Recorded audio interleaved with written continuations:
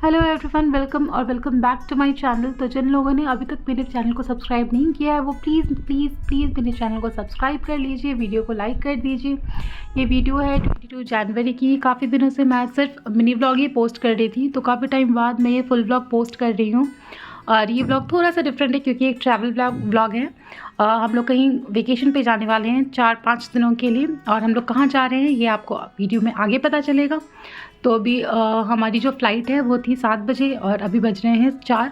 मैं रेडी हो चुकी हूँ एयरपोर्ट जाने के लिए। अभी तो यहाँ काफ़ी ठंड है तो इसलिए मैंने जैकेट वगैरह पहन लिया है।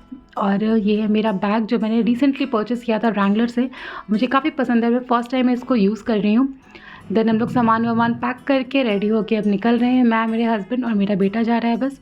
मेरा भाई यहाँ आया था चाबी लेने के लिए, अगर इन केस उसको कुछ ज़रूरत पड़े तो, इसलिए। और हमारे बिल्डिंग की जो लिफ्ट है ना वो काफ़ी दिनों से ख़राब हो गई है, पता नहीं क्या प्रॉब्लम है उसमें।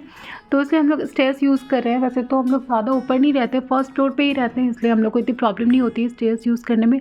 और अगर लिफ्ट सही भी होती है तो भी हम लोग most of the time stairs he use करते हैं क्योंकि सही रहता है।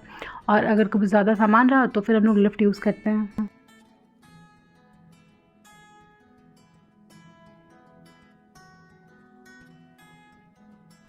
और नीचे हमारी कैब आ चुकी है। एक्चुअली कैब 1 घंटे पहले ही आ गई थी, क्योंकि इस बार कैब हमने ओला या उबर से बुक नहीं किया था, ब्लू स्मार्ट से बुक किया था, और वो हमेशा 1 घंटे पहले आ जाती है टाइम से।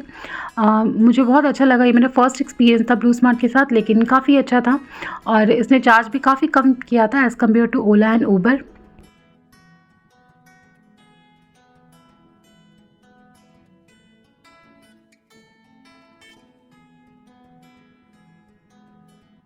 अब हम पहुंच चुके हैं एयरपोर्ट, और मेरे बैग का ज़िप खुला रह गया था, इसलिए मैं चेक कर रही थी कहीं कुछ सामान गिर तो नहीं गया, लेकिन कुछ गिरा नहीं था, सब कुछ बैग में ही था।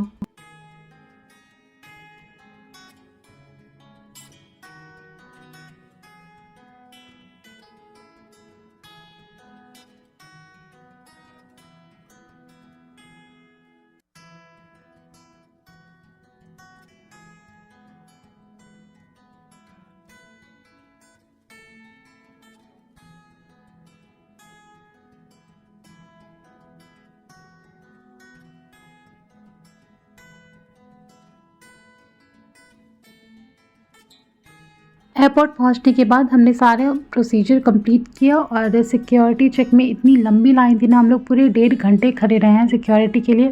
देन फाइनली हमने बोर्ड कर लिया है और अभी हम लोग बैठ चुके हैं इंडिगो की बस में फ़्लाइट तक जाने के लिए। अभी तक तो फिर भी सब कुछ ठीक था, लेकिन अब प्रॉब्लम होने वाली थी क्योंकि मेरी सीट अलग थी और हर्ष की सीट अलग थी। मैं और अथर्व एक साथ बैठने वाले थे, और मेरी सीट काफ़ी आगे थी।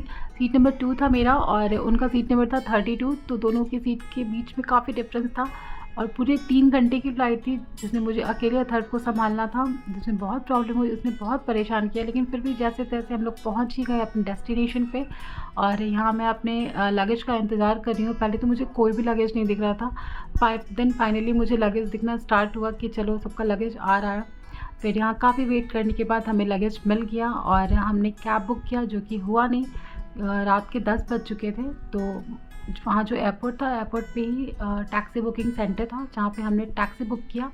एक्चुअली मैं बता देती कि हम लोग कहाँ जा रहे हैं। हम लोग आ चुके हैं गोवा, और एयरपोर्ट पे ही हमने टैक्सी बुक किया और हमें मिल गई वहाँ की लोकल टैक्सी।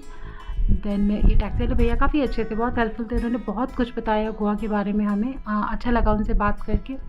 तो फाइन आपको पता चल गया हम लोग गोवा जा रहे थे, और हमारे 4 दिन का पूरा ट्रिप था। मैं एक एक करके हर दिन का व्लॉग शेयर करूँगी आपके साथ। प्लीज़ मेरे चैनल को सब्सक्राइब कीजिएगा, वीडियो को लाइक कीजिएगा। अभी हम लोग जा रहे हैं अपने होटल की तरफ।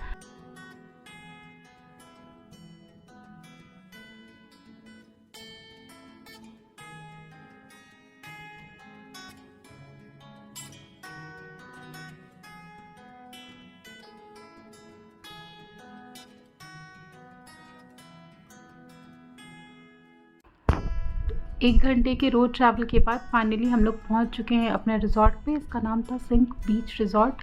रिज़ॉर्ट काफ़ी अच्छा था पर मुझे थोड़ा सा ज़्यादा एक्सपेंसिव लगा। एक्चुअली हम लोग सीज़न में गए थे ना, अगर ऑफ सीज़न जाते तो प्राइस थोड़ा कम रहता, लेकिन हम लोग सीज़न में गए थे इसलिए प्राइस थोड़ा ज़्यादा था। और सिर्फ रिजॉर्ट का ही नहीं, हमने जो कार बुक की थी घूमने के लिए उसका भी प्राइस ज़्यादा था। पर और उन्होंने बताया कि ऑफ सीज़न में प्राइस कम रहता है, लेकिन अभी क्योंकि ठंड हर जगह है और गोवा में ठंड होती नहीं है, तो लोग ज़्यादातर वेकेशन मनाने ठंड में गोवा में ही जाते हैं, तो इसलिए ये ज़्यादा एक्सपेंसिव हो जाता है। नवंबर से फ़रवरी तक ये ज़्यादा एक्सपेंसिव होता है। उसके बाद जब गर्मी आ जाती है तो थोड़ा सा प्राइस कम हो जाता है होटल्स का, और जो भी कार वगैरह बुक करते हैं या स्कूटी बुक करते हैं उसका प्राइस थोड़ा कम हो जाता है। तो हमारा रूम जो था वो फर्स्ट फ्लोर पे ही था। इसका मैं क्विक टूर आपको दे देती हूँ। रूम एंटर करने के बाद हमें मिलता है एक बेंच जिस पे आप बैठ भी सकते हैं या फिर बैग रख सकते हैं, कुछ भी सामान रख सकते हैं। देन उसके बाद था ये कबर्ड, उसके बाद ये वॉशरूम, ये ड्रेसिंग मिरर था, एक टेबल था जिस पे कॉफ़ी और टी बनाने के लिए सब कुछ रखा हुआ था। ये कर्टन के पीछे छोटी सी बालकनी है जो मैं आपको सुबह में दिखाऊंगी। तो चेयर था, लाइट्स लगी हुई थी अच्छी सी, और ये था हमारा बेड।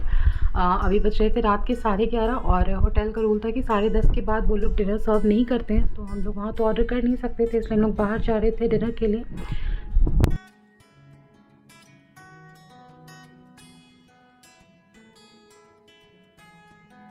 होटल से निकलने के बाद हमें ठीक सामने एक चर्च दिखा जो कि बहुत सुंदर सा था, और ये हर रात को ऐसे ही डेकोरेट होता था। ये चर्च हमारे होटल से ज़्यादा दूर नहीं था, मुश्किल से 2 या 3 मिनट का रास्ता होगा इसका। और इस चर्च के ठीक सामने एक रेस्टोरेंट था, तो हमने सोचा कि हम यहीं पे डिनर कर लेते हैं, क्योंकि रात काफ़ी ज़्यादा हो चुकी थी और हम लोग ज़्यादा दूर एक्सप्लोर नहीं करना चाहते थे, क्योंकि हम लोग सब थक गए थे और नींद आ रही थी बहुत ज़्यादा। तो हमने वहीं पे डिनर कर लिया।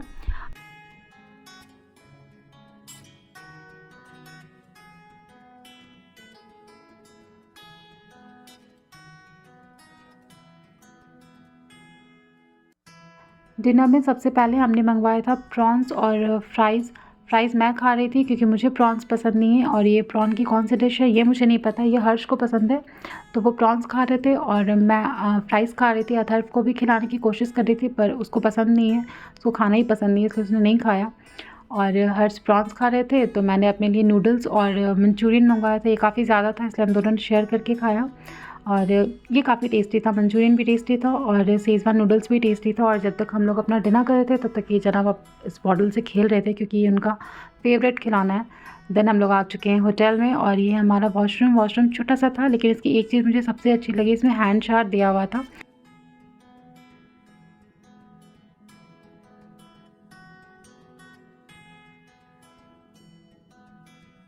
तो होटल पहुंचने के बाद सबसे पहले मैंने अपना ड्रेस चेंज कर लिया, और उसके बाद अपना night time skin care routine कर रही हूँ, क्योंकि मैंने मेकअप अप्लाई किया होता है। पहले उसको रिमूव करूँगी क्लेंजिंग मिल्क अप्लाई करके, उसके बाद फेस वॉश, और उसके बाद मॉइस्चराइज़र अप्लाई करूँगी। मैं हर दिन का व्लॉग बनाऊँगी। हमारा 4 दिन का वेकेशन था, तो डे 1, डे 2, डे 3 और डे 4 का अलग अलग व्लॉग मैं अपलोड करूँगी। आप प्लीज़ मेरे सारे व्लॉग देखिएगा। गोवा का व्लॉग है और आपको बहुत मज़ा आने वाला है। ये व्लॉग मैं अभी यहीं पे एंड करती हूँ। तब तक के लिए बाय, मिलते हैं नेक्स्ट वीडियो में। Thank you for watching my videos.